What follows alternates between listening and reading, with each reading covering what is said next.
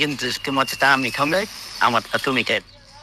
আচ্ছা তুই কেন ফলো কামড় দেবে না কিন্তু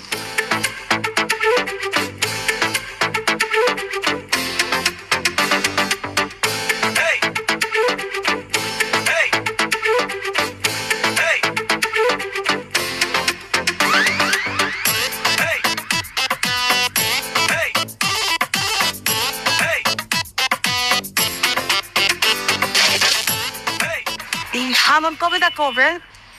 না আমার তো যে ফ্লাইট হয়েছে বলছিলাম তোমারে, আমি কালকে সকালে ফ্লাইট, 5-6 দিন পরে আবার দেশে ব্যাক করি।